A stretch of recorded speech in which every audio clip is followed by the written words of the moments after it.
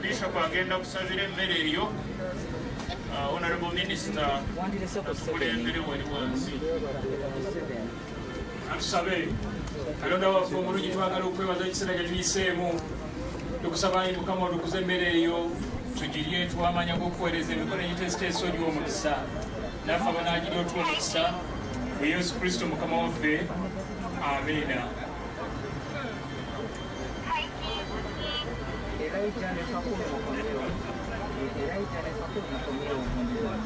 Kamera.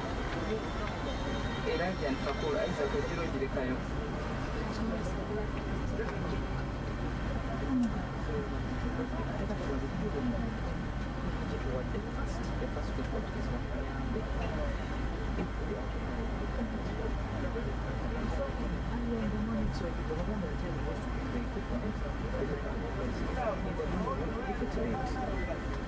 What is it? We don't have time. We didn't have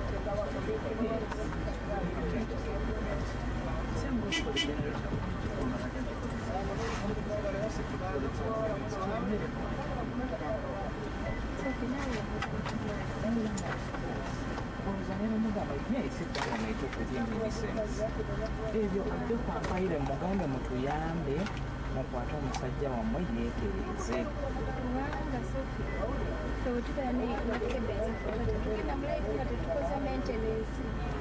tugulawo vani yaffe wadde enkadde ne tukola ku makya ekya tutaase namugongo kitwali testinga ekiro kimanyi nti mamwagende ekiro baana era bamuwala we bambi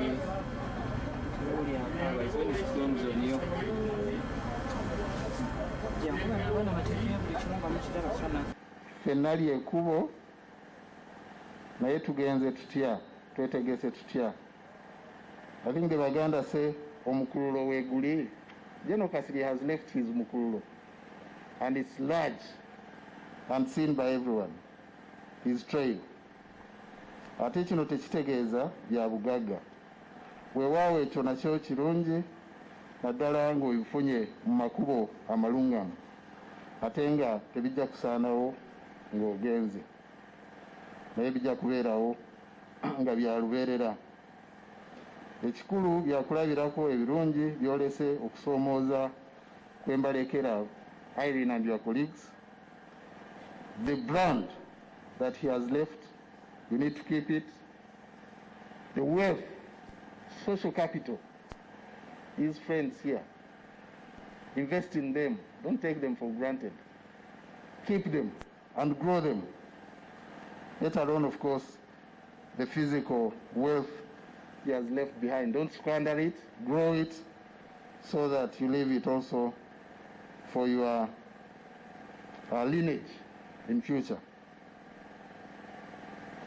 With those few words, I want to pray that the soul of our comrade, of our friend, of General Officer Kasirye Gwanga rests in eternal peace. Thank you all for coming. I know it's been difficult. People wanted to pay their last respects, but it couldn't be. But we tried as much as possible to ensure that we keep safe, but also give him a befitting send-off. Thank you. God bless you all.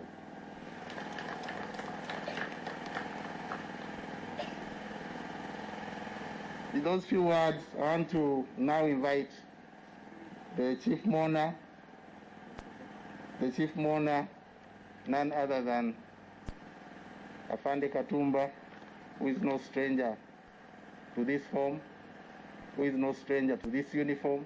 He was my predecessor, and he can, I think, ably speak about the late Gwanga, but he will now relay the message of the Commander-in-Chief.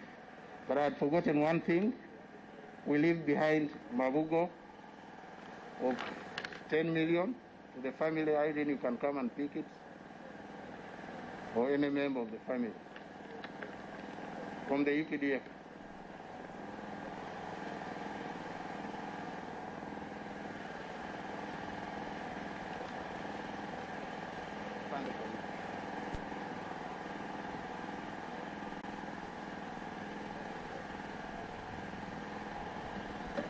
My Lord, the bishops and the clergy, the family, CDF, honorable members of parliament and all mourners, I'll say this straight away that His Excellency the President already mourned his gallant soldier. You all remember on the Hills Day when he was giving the speech, he recognized him, and even yesterday in Parliament on the budget speech, he was also recognized. So he has not sent a written message, but I'll say a few remarks. But before I do that, let me introduce the members of Parliament here so that you can see how wide and how far the Kasirye had reached. Here we have Honorable Sewanyana, Member of Parliament of Makindye. I can see his sign. Kasirye was embracing everybody. Honorable Sewungu from Masaka. Honorable Makumbi. You can see Honorable Sebunya, Omwana Professor. Honorable Karuwanga, the area member of Parliament. Please come and just give a word, because this one, you are representing him in Parliament. And I hope there will be no other things other than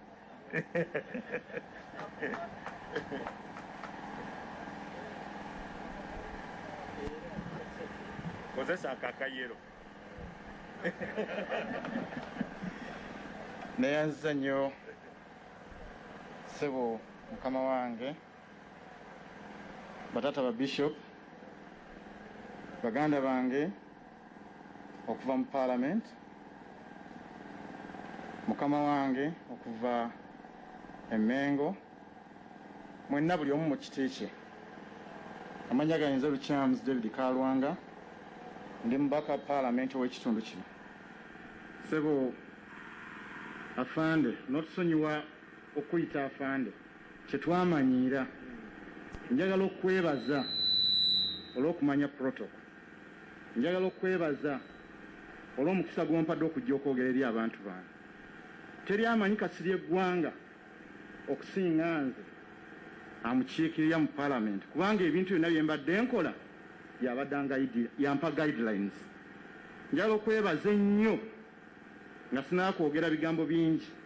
Essimu gye nakkubira ng'oli mu meeting nga luwa akavuyo akazze akaali kayinza otuleetera obuzibu obutawummuza mirembe, mukama waffe General Kasirye eggwanga, ate n'onnyamba n'okola ekyali kyetaagisa.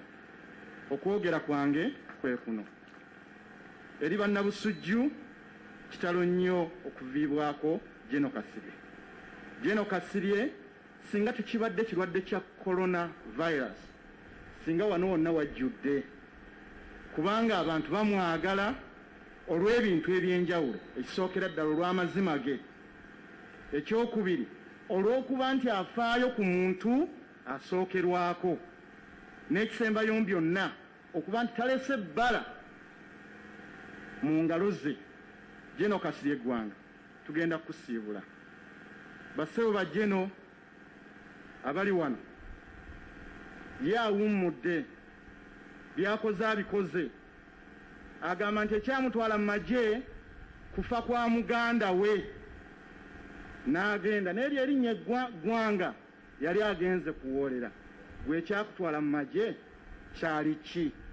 Njagala okola ekyo ekyakutwala mu magye ne bw'oliba owummudde tuli kwogerako.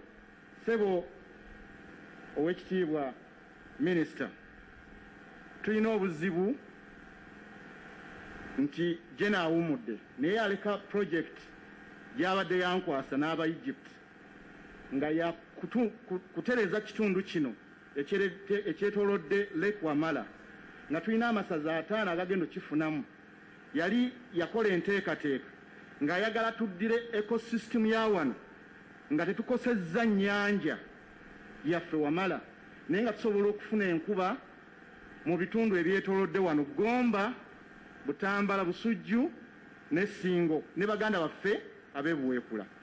Mukama atusaasire nga bannabusujju project yali nnene era abadde agitambuza. Ekizibu kye yafuna kyali kya korona. Abaegypti abo baalina okujja wano, Mukama n'aleeta ekizibu kya korona, enteekateeka n'ekoma. Naye tumanyi olw'okuba nti contacts nziina n'entambula weeri, Katonda ajja tusaasira embeera etereere. Nkwebazizza nnyo okumpa omukisa guno okusiibula mukwano gwa taata wange. Mukwano gwa taata wange Jeno Kasirye yajja, teyayogera bigambo bingi. Bishop gwe mujulizi najja n'awa saluti mu taata wange, n'asiibula n'agenda n'agamba nti okuziika okwange kuwedde. Ffe tuli mu Parliament tuweereza ne bannaffe abali mu bika eby'enjawulo. Ekyenjawulo ky'ayina bwe nawangula akalulu yajja n'ampita n'antuuza wano n'abaako ebigambo byaŋŋamba. Ssebo Oweekitiibwa owummudde n'enkulayirira nja kutambulira ku ekyo ekisookera ddala okulemera kw'abo abannonda n'ekyo kye baagala. Ku lwa Katonda n'ensi yange, Ssaabasajja Kabaka awangaale. Nsaba mu bufunze muganda wange mujje tugende tupeyinge respect eri mukadde waffe ne muganda wange kojja wange Kasule, jangu tuwerekere mukadde waffe. Ssebo neyanziza omukisa gumpeeredde.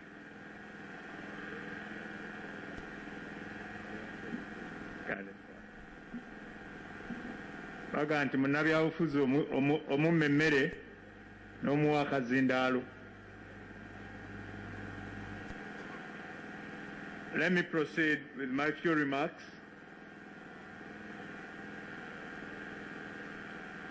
As the senior-most person here and representing government, I want to bring the condolences of the whole government, led by His Excellency the President of the Republic of Uganda, General Yoweri Kaguta Museveni, and all members of Cabinet, to the family, to everybody who has known the late Kasirye Gwanga in one way or another at this loss. Kyanaku kyenjegene ebeddewo nga tuli mu kiseera kino ekizibu, ffenna ekifaananya nga bwe tufaanana atutunuulira mu bukookolo. Otherwise, we would have seen what Kasirye is and what he has made it to be in this country.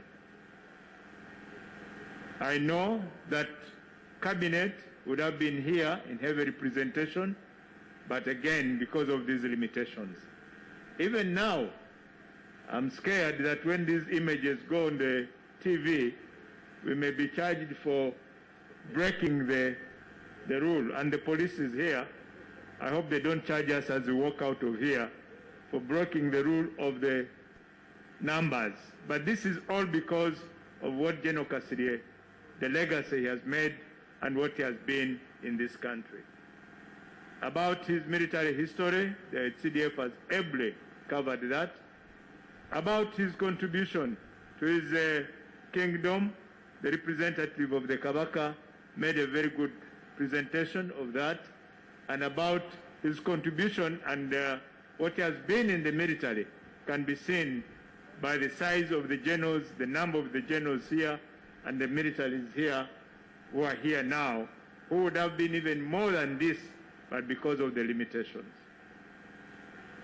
I want to thank the Army for being a family, a good family. Njagala banne ab'amagye tubakwireko mu ngalo kubanga ab'amagye famire ennungi ddala, era bw'obanga obadde nayo omwana eyo nga tannayingira mu magye, kankuba akalango mubuteekeyo mu magye olabe obulungi bwa uniform, olabe obulungi bw'amagye. General Kasirye Gwanga has worked as a military officer, and he has not let that down. He has not let the officer corps down. He has been, and he has made a good account of himself and even the officer corps of the army. Kasirye loved the army. Yamagye yali agaagala nga gamuli mu musaayi, teyayingirayo kumala bumazi biseera kamale gagenda. He went in the army because of what happened, but after that he loved the army and he has really been a real soldier in all aspects, whether in his work, whether in his talk, whether in his behavior, whether in his way of reaching out to people. He has been a soldier. So for you who are soldiers here, love the job, love what you are doing, feel good for what you are, because that's what you choose to do. Kasirye never, he has not used the military, or even his positions you have heard. He was a director of barracks from 1986 to 94 for 8 years. You would have expected him to have got so many properties which belonged to the army then, or even had the big mansion here. That was not him. Teyagoberera byafuna, teyagoberera nnyo byakufuna, because I remember at that time we had even words like primitive accumulation of wealth. He did not go into primitive accumulation of wealth, although he even had the opportunity to do that. He lived a humble life, but a productive life, and that's what he has been. So I want to thank God for the life he has given him to us, the time he has given him, the family he has been able to raise, the friends he has made. If anything, Kasirye will be remembered for the lives he has touched, because there are many, many. As we were coming, you could also see, all the way from Mitiana, I would see that really people are urging, they are yearning to be here, but because of the limitations. He has touched many lives. Yesterday I was talking to some people. He has educated many children who are not here, some of them. He has been an inspiration to many people. So I want to thank God for that life and what he has enabled him to do. And above all, he has lived with integrity, with a total commitment to service, and not driven by material things. He was also one person would call a Namwatulira. He would tell a king, you are naked. That was him. He could tell. He would not hide. I remember one time when we had some issues, and he, as a presidential advisor, he went to the president, and when he came back, he told me, Mugambye, be Mugambye, era bitegedde. And that was him. So he could tell, he would not reserve his advice, and he gave his advice genuinely. So I want to finish by appealing to the family. Irene and Tim, Dad has loved you. He has loved his children. He has been very proud of you as children. Please, please, take all that is required to keep this family together. Taata abaagadde nnyo, abadde ayagala nnyo abaana be, abadde aboogerako nnyo all the time. Tubasaba mufube nnyo nnyo nnyo okulaba timusigala nga family. Tetwagala kulaba bye tulaba ku ma TV gano gabukedde agataliiko nfuufu, tetwagala biraba mu family ya Kasirye. Mumuwe ekitiibwa nga mukola ekyo kye yabasigamu ng'abaana, kubanga yabasigamu ensigo nnungi, abagaidinze bulungi, ate abalekedde emikwano. Mutambule n'emikwano. Mukulu Noah Nyanzi mukwano mulungi, omukulu Billy Gwalo akuba teyababulidde lwaki baali bamuyita Rocky, kayimba ke ka Rocky Tondeka ndoza ke kamumisanga Rocky. So he has left friends whom you can actually talk to and who can give you advice. So please don't let him down. Don't let his legacy down. Keep the fire burning. I want to end by wishing General Kasirye Gwanga, what can I say? You have lived your life. You have loved your job. You have exhibited what you set out to do. As a shining star, you are setting home. God bless you, and God gives you eternal rest. The President has sent a condolence message of 10 million to the family. Irene, come and pick this message.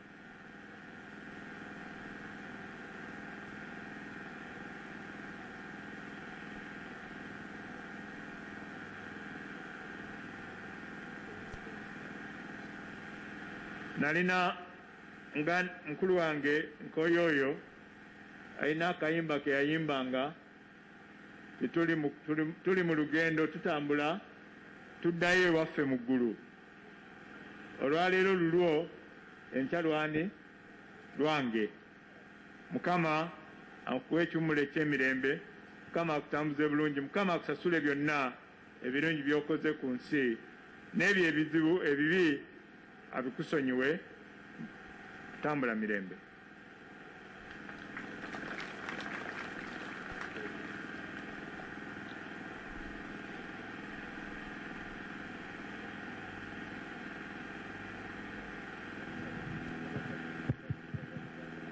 Thank you, the Chief Mourner. Next on the program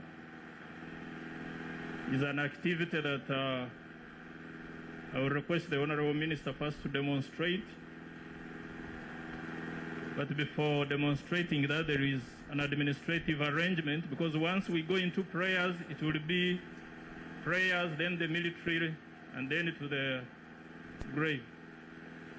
So administrative arrangements are going to be made right now. Then I will demonstrate the wreath, and we proceed. Madam Grace.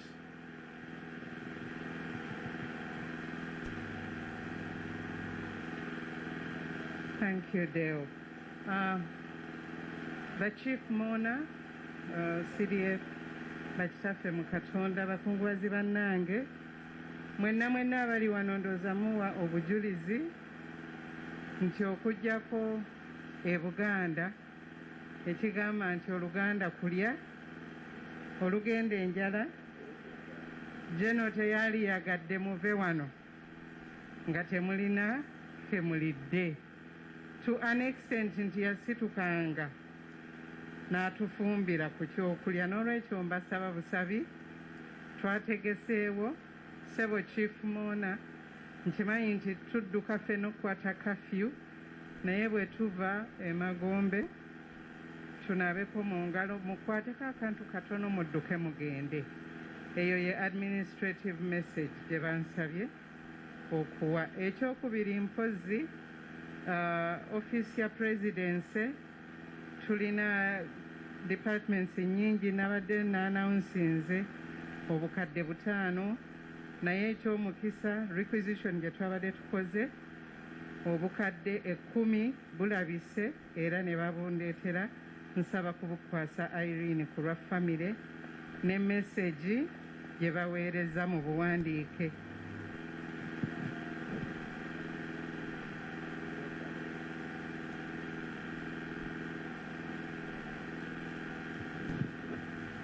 Sijja kuddamu Chief Mourner kyagambye, naye challenge abaana gye mulina nga family ejja kubeera nnene nnyo okufiitinga mu ngatto za ddadi, naye naffe tweyamye nti tujja kutambulira wamu nammwe.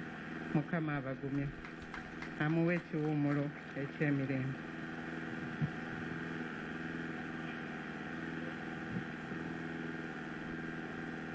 Abakungubazi munansonyiwa banaye ensonga eno tulina gibuusa maaso.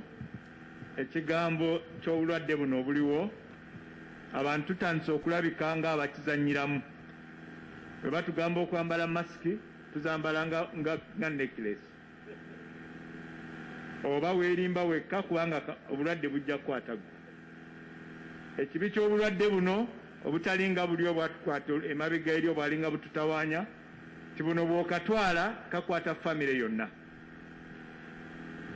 saalumanya n'obwana naki oba taata okajje bweru oba maama okajje bweru famire yonna tubeere beegendereza mu nsonga eno tugoberere amateeka masiki eno batugaa tujambale n'ennyindo ebuliremu kuba ennyindo bwe tewuliramu ate ng'ayivaamu olunyiranyira olugwa ku bintu ate oba teweekuumye n'abo abakuli maaso n'olwekyo tulabe nga masiki tuzikozesa okusinziira ng'amateeka bwe gatulagira ennaku zino bw'oba tolina nnyo kikutwala wa munno tomukyalira oyinza okwagala ogenda omulabako eddakiika 3 ate n'agendera ddala notoddayo mulaba kandi n'ebyokukyalakyala nabyo ndoza tubikendeeze tubeere nga twekuuma obulwadde bwo gye buli si byakuza bannayuganda baga twagala kulabako ebyokulabako mu bibuuzo ab'e Brazil mulabe ebibalabyeko n'olwekyo ndowooza nti naakukankayiseewo nga tuli mu nsonga ng'eno tuleme kwerabira twekuume ekirwadde kino kikyaliwo. Mwebalenyi.